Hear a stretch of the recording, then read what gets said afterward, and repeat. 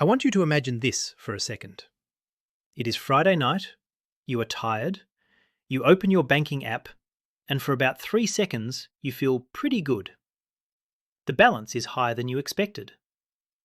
Then your brain remembers rent, the credit card bill, that mystery subscription that refuses to die, and suddenly that number does not feel so big anymore.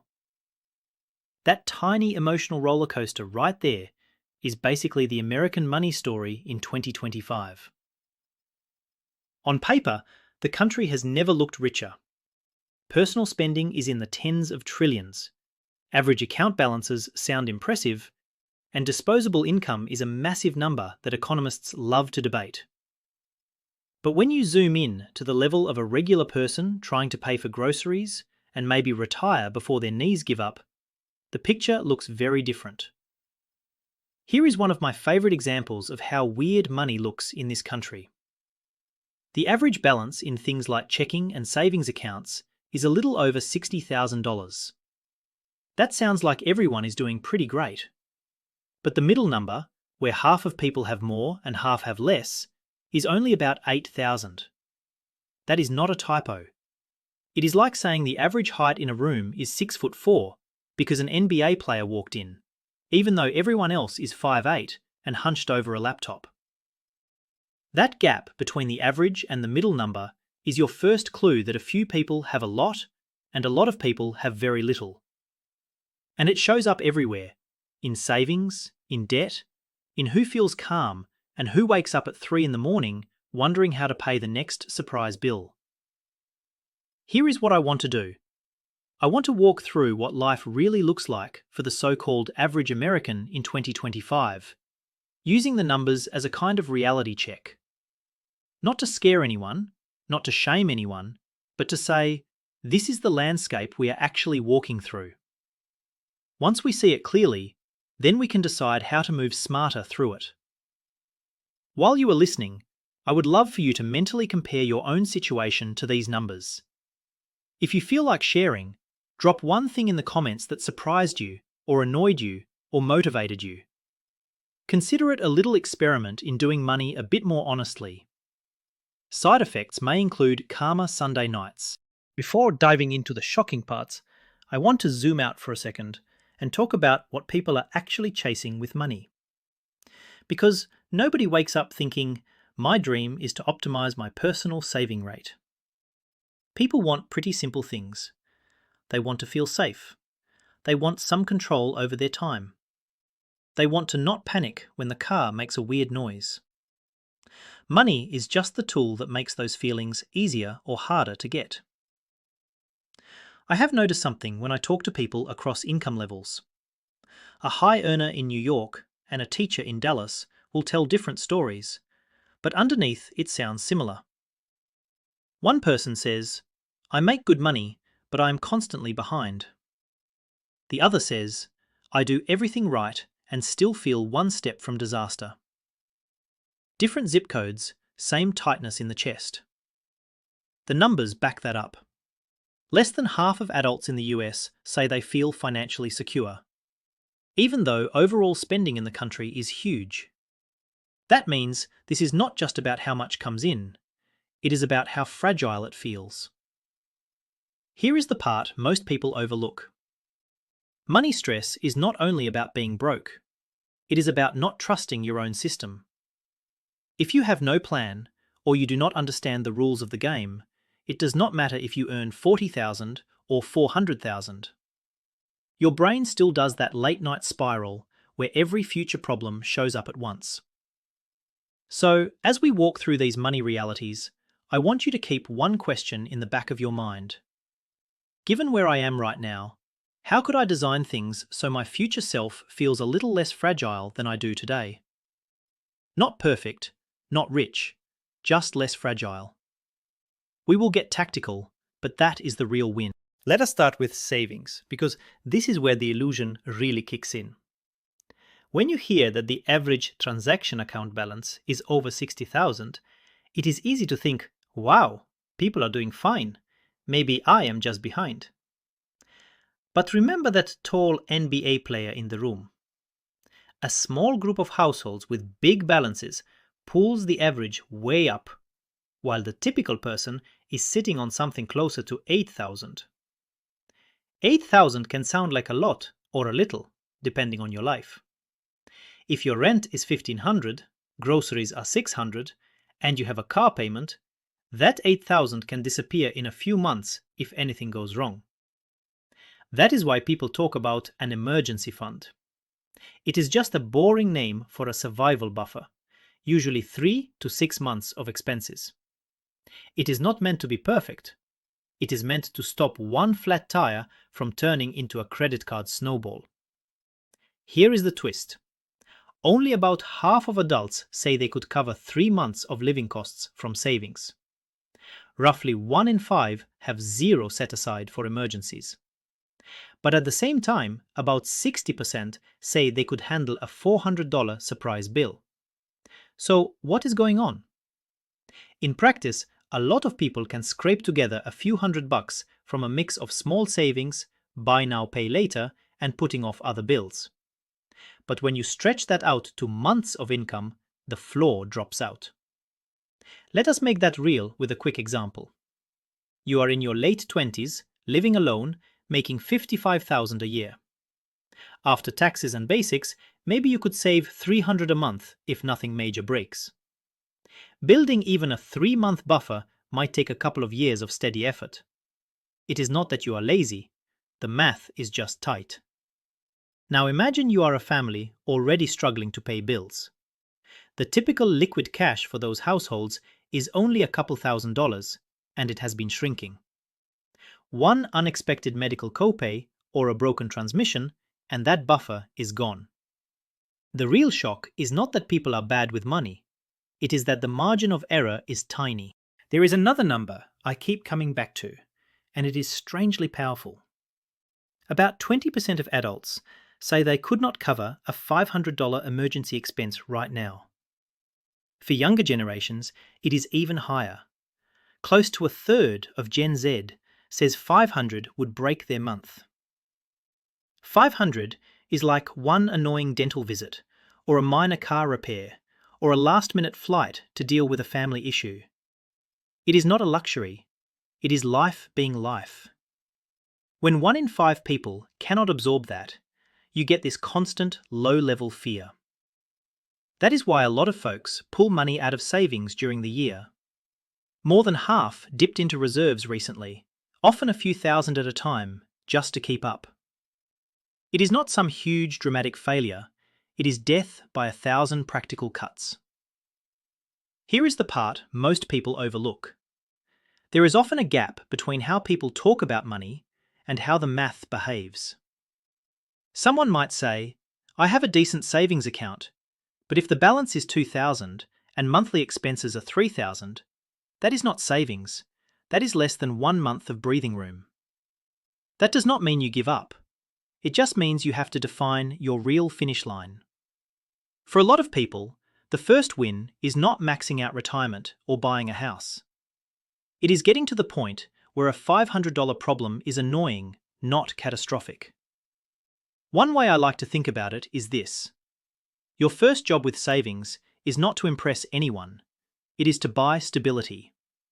A month of expenses in cash is a milestone. 2 months is huge. 3 months is where your nervous system starts relaxing a bit. You do not need to post about it. You just feel it when your car makes that weird sound, and you do not immediately picture your entire life collapsing.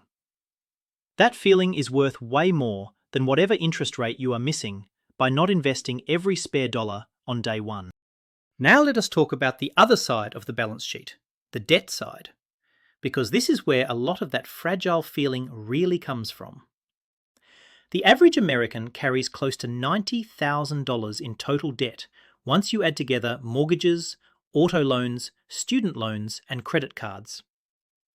That number on its own sounds terrifying, but it is important to break it down. A mortgage is very different from a $10,000 credit card balance. One can help you build ownership over time. The other quietly sets your future money on fire. Debt is simply money you borrowed from your future self. Some of those deals are reasonable. A fixed-rate mortgage at a decent rate is like saying, future me gets a house, present me gets somewhere to live, bank gets interest. But revolving debt, especially on credit cards, is more like saying, future me will figure it out, and the bank smiles politely while charging 20% a year.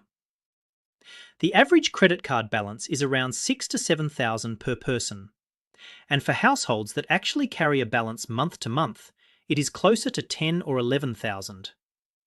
That is not just a number. At a 20% interest rate, that balance can cost $2,000 a year in interest alone if payments are small. That is money that could have been building your buffer instead of padding a bank earnings call. Let us make that real with a quick example. Say you have $8,000 on a card at 20% and you only pay the minimum, maybe $200 a month. At that pace, it can take more than a decade to get out, and you could easily pay the bank almost the same amount again in interest. It is like buying your balance twice, once for you and once for them. The frustrating part is that a lot of people did not end up here from designer shopping sprees. They got here from rent gaps, medical bills, car repairs, and a period of unemployment where the card became the backup plan. Cars are another quiet force in this story.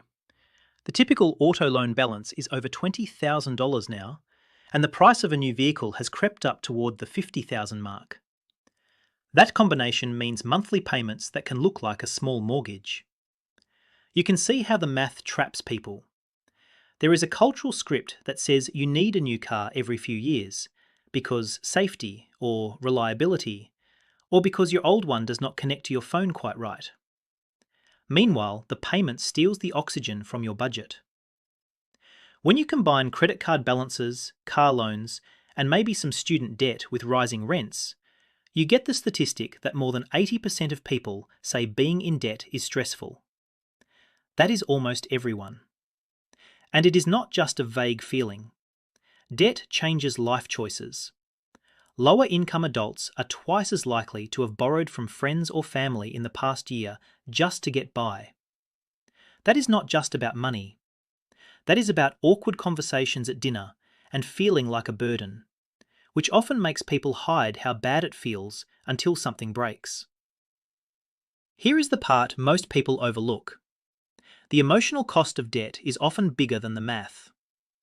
Even a few thousand at a high rate can make someone feel like they are failing, which then makes them avoid opening their mail, which then leads to more late fees. It is a little vicious loop. On the flip side, a clear plan to knock down the highest interest balances first, even if it takes years, gives you back a sense of agency way before the numbers look perfect.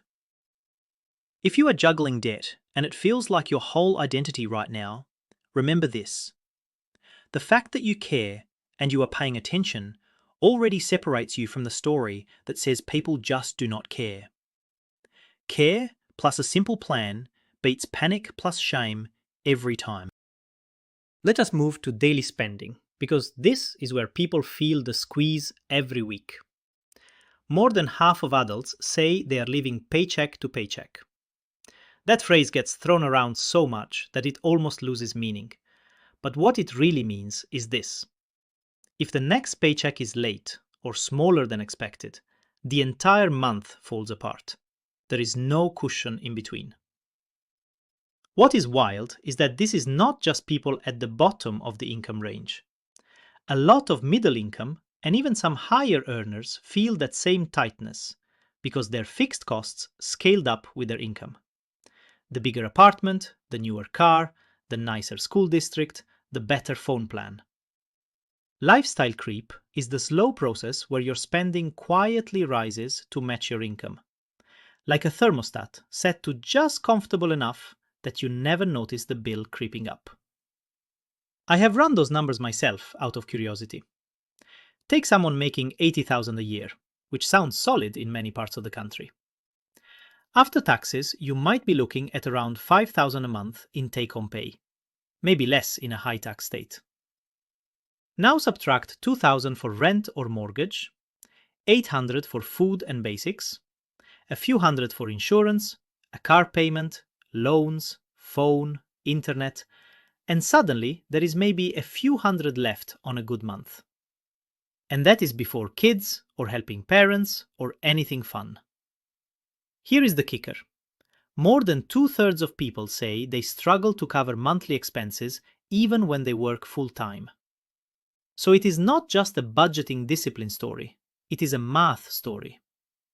Wages in many fields have not kept pace with housing and other essentials. When you combine that with easy access to credit, you get a country where consumer spending at the national level looks strong, but a huge chunk of that is financed by future income. When people feel squeezed, the first advice they usually hear is just cut spending. And yes, trimming obvious waste matters, but there is a reason that advice often feels insulting. A lot of households have already cut the obvious stuff. They are not eating out 5 times a week. They are juggling coupons and switching streaming services like some kind of frugal ninja. Yet, more than half still had to pull money from savings recently just to get through the year. Nearly half reduced what they were putting away for the future because the present was louder. That is not about lattes, that is about margins being too small. Behaviorally, there is another trap here. When things feel tight, the brain craves relief now, not later. So if you do manage to build a small emergency fund, it is very tempting to tap it for non-critical wants. A weekend trip, a gadget upgrade, or just a month where everything felt too heavy and you needed to stop saying no. Over a quarter of people admit using their safety buffer for stuff that is not really an emergency. I do not say that as judgment. I say it as someone who completely understands the temptation. Discipline is harder when your day-to-day feels like a grind. Here is the part most people overlook. Instead of seeing your spending plan as a punishment, it actually helps to build in small, guilt-free, fun money. Even $50 or $100 a month for no questions asked enjoyment can keep you from raiding the protection fund you are trying to build. Think of it like training wheels for your brain. You are telling yourself, we are still allowed to live a little, we are just not going to burn down our future every time the present feels boring. Over time, as debt shrinks or income rises, you can dial up both the savings and the fun, instead of swinging wildly between austerity and blowout weekends. Now we need to talk about the long game, retirement, which for a lot of people sounds like a distant fantasy involving beaches and oddly white sneakers.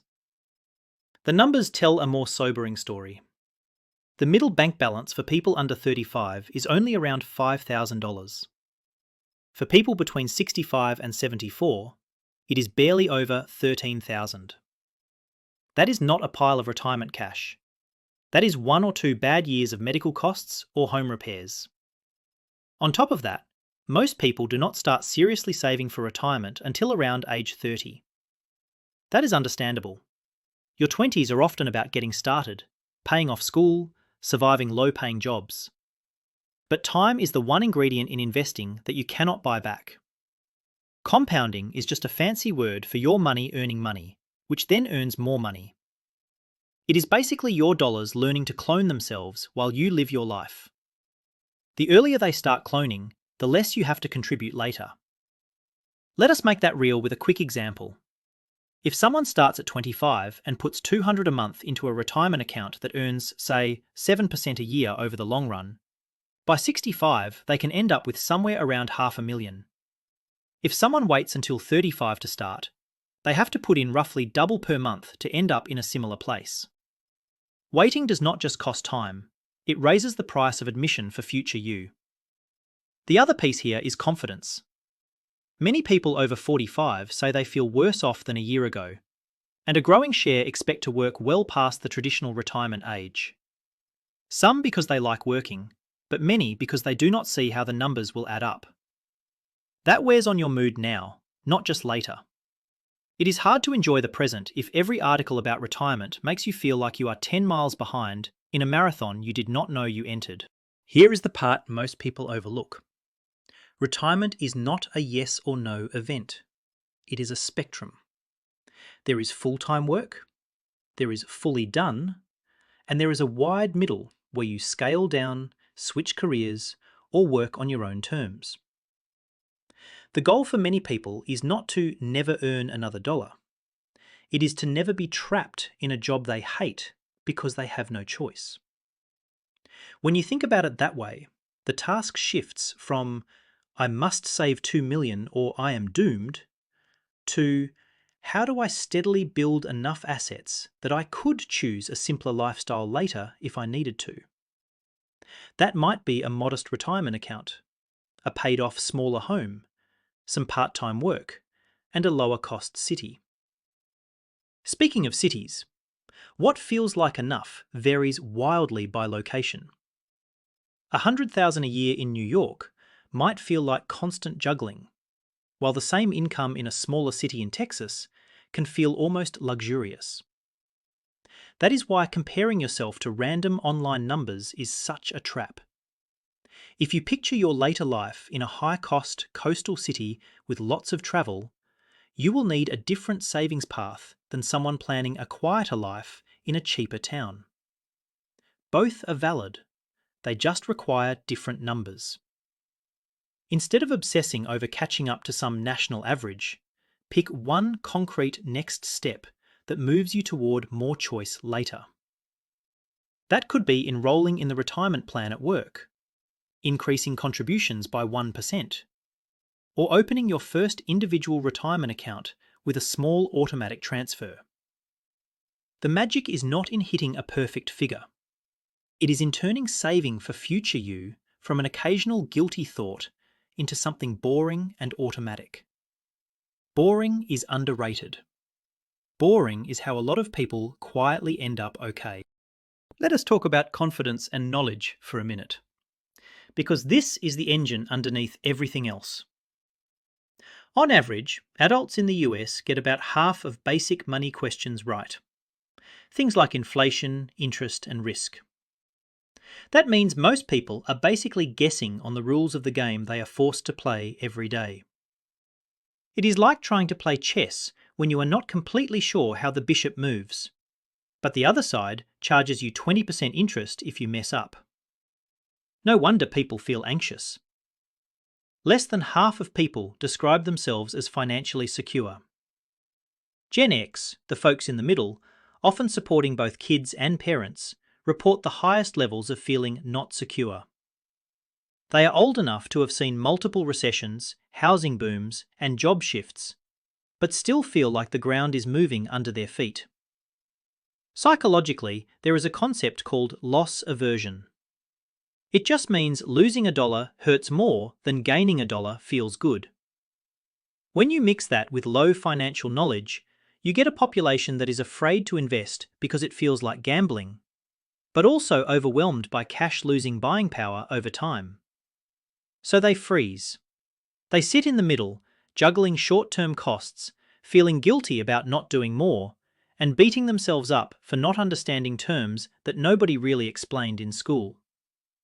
Here is the important thing. There is nothing wrong with you if you did not grow up knowing how compound interest or retirement accounts work. That is a systems problem, not a personal defect. The opportunity is that even a small improvement in your understanding has a big payoff over decades.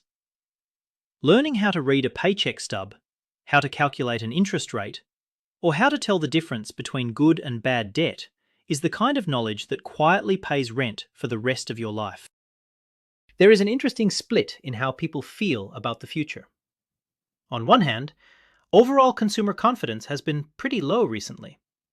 People are worried about prices, job stability, and the general cost of existing. On the other hand, a majority still say they expect their savings to grow over the next year. It is like living in a weird emotional mix of, my situation is tough, and also, maybe it will get better somehow. Humans are surprisingly good at holding both ideas at once. I think it comes from a realistic view of the present and a stubborn hope that the future version of ourselves will be more organized.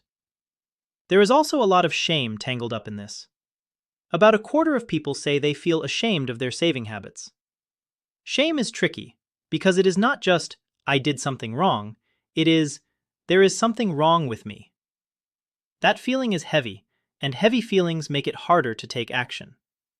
You do not want to open your banking app or talk to your partner about money if every time you do, you feel like it is a referendum on your character. Here is the part most people overlook. Optimism becomes useful when you attach it to specific behaviors. Hoping things improve without changing anything is just wishful thinking. But saying, I do believe I can make progress, and I am going to prove it to myself by doing one tiny financial task every week, that is where the mood shifts. That task could be 10 minutes of learning, or calling a lender, or increasing a payment by $20. You do not need to crush it. You just need evidence that you are not stuck. Over a year, those small wins compound into real numbers. But they also compound into a new story about yourself. You become the person who does boring, helpful money things consistently. That identity is far more powerful than any single statistic. Now let us dig into the generational piece, because each age group is playing on a slightly different field. Younger adults, Gen Z and younger millennials, are stepping into a world where everything from rent to education to cars costs more relative to income than it did for many older generations. A big majority of Gen Z say they believe saving is harder for them than it was for their parents. Looking at the numbers, it is hard to argue with that feeling. About a quarter of younger adults are carrying unsecured debts like credit cards and personal loans in the $10,000 to $50,000 range. That is a heavy backpack to start adulthood with. Meanwhile, older generations might have lower savings than people expect, but often have something younger folks do not. They might own a home that has grown in value, or have pensions from older style jobs, or at least had a shot at lower tuition when they were in school. So you end up with a weird split. Younger people are more comfortable with technology and investing apps, but have less margin and more skepticism. Older people may have more assets on paper, but feel more rattled by market swings and rising healthcare costs. And in the middle, a lot of Gen X and older millennials are trying to help both directions while still plugging holes in their own plans. Here is the part most people overlook. The story you tell yourself about your generation can either motivate you or trap you. If you are younger and the whole narrative is the system is rigged and nothing matters, it becomes very tempting to give up on any long-term planning. That feels good for a weekend, maybe, but it hands even more power to debt and rising costs. On the other side, if you are older and your story is, it is too late for me, that can stop you from making changes that would absolutely improve your next 20 years. Reality is more nuanced than either story. There is also a big split by income level that shows up in the data. Higher earners have powered a lot of the growth in overall spending recently. They are flying more, dining out more, and keeping a lot of businesses afloat. Meanwhile, many lower income households are struggling just to pay for basics. Over a third of adults on the lower end of the income scale say they had trouble paying housing costs in the past year. For middle-income folks, it is less, and for high earners, it is only a small slice. That gap is not just about luxuries, it is about the ability to absorb shocks and plan ahead. If you make a lot, a surprise bill is annoying. If you make much less, the same bill can mean borrowing from friends or putting it on a high rate card. That difference in buffer shows up everywhere, including mental health. Here is something else that matters. People split almost evenly between focusing on building savings and focusing on paying down debt. Women tend to lean a bit more toward crushing debt, men slightly more toward stacking cash. Both are understandable strategies. The trick is not to copy someone else blindly, but to look at your own numbers. If your debt interest rates are brutal, knocking those down is often the best investment you can make. If your rates are low and your income is stable, building a bigger cushion and starting to invest might bring more peace. Back to the big picture for a second. You cannot single-handedly fix inequality or housing costs, but you can play your own position more intelligently once you understand the field. If you are in a high-cost city and feel like you are running in place, that feeling is probably accurate math, not personal failure. That might push you toward a different housing choice or even a different city eventually. If you are in a lower cost area with a decent income, you might have more hidden potential than you realize to build wealth slowly, as long as you do not immediately inflate your lifestyle to match every raise. The goal is not to win a national competition.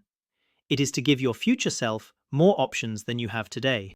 Before we talk about what to actually do, I want to zoom out one more time and look at the national picture, because it helps explain why the average person feels so different from the big headlines.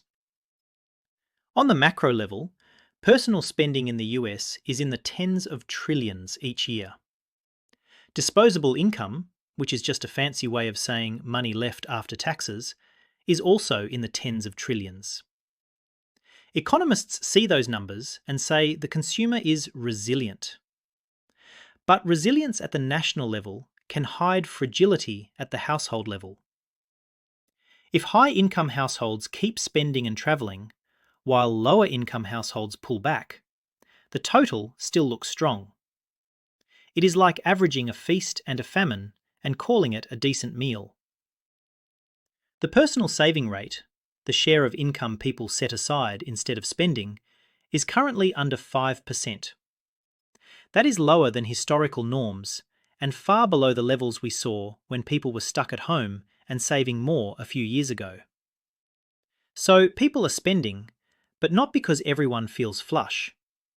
A lot of it is necessity and a bit of, I am tired of waiting for a perfect moment to enjoy my life. That mix is understandable, but it is risky if you have little cushion.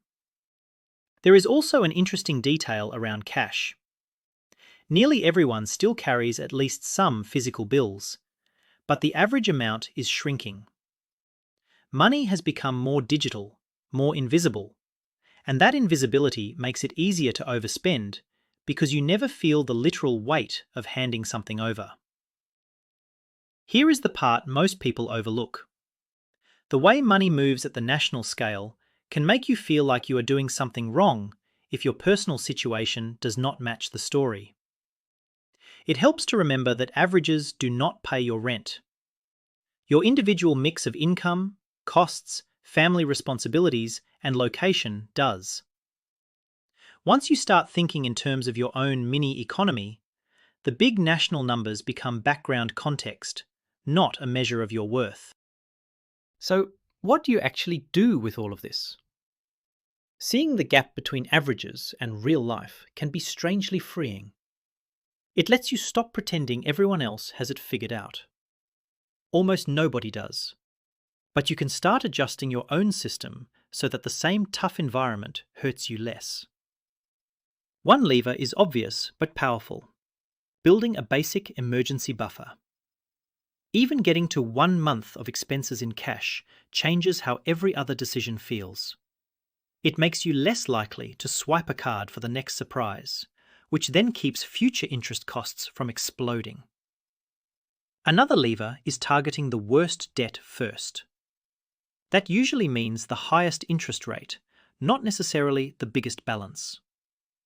Paying an extra $20 or $50 a month toward that specific account is like quietly closing one of the loudest leaks in your boat. Over time, as those balances shrink, the money you free up becomes fuel for savings and investing instead of past spending. A third lever is knowledge. Not in a vague, read more way, but in a specific, I am going to understand these 3 things this year way. For most people, that short list could be how my job benefits really work, how to read my credit report, and how basic investing works in plain English. Each one of those is a 1 or 2 hour learning project that can pay off for decades. And then there is the emotional lever, trading shame for curiosity. Instead of saying, I am bad with money, you start asking, why did I make that choice? And how could I design things so the easier choice next time is also the smarter one? That might mean automatic transfers, smaller but more frequent payments, or a rule that any windfall, even $100, gets split between fun now and stability later. None of this fixes the cost of housing or healthcare, but it does change how exposed you are to every bump in the road. You cannot control the whole economy. You can absolutely change how your personal economy responds to it. Let us bring this home. The shocking part about money in America right now is not just the numbers themselves. It is the mismatch between the glossy image and the lived reality. On the surface, there is high spending, big national income, and social feeds full of vacations. Underneath, you have millions of people with less than a few thousand in savings, carrying multiple forms of debt, feeling 1 or 2 bad months away from serious trouble. Most adults do not feel secure. Many expect to work longer than their parents did. Financial knowledge is just good enough to feel guilty and not quite good enough to feel confident. And yet, there is this stubborn thread of hope. Most people still believe their situation can improve. They are not wrong. The path just looks less like a lottery ticket and more like a series of unglamorous steps. Here is what I hope you take away. First, if you feel behind, you are not broken, and you are definitely not alone. The average numbers you hear tossed around are pulled up by a small group at the top. Comparing yourself to that is like comparing your daily jog to a professional sprinter. Second, small moves matter more than grand plans you never start. One more payment against the worst debt, one tiny bump to your savings rate, one afternoon learning how your retirement account works.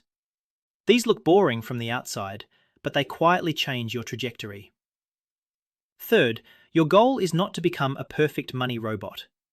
It is to make your life less fragile and give yourself more choices as you go.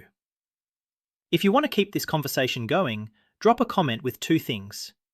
Tell me your city and what amount of savings would make you breathe easier right now, even if it is just your first 1,000.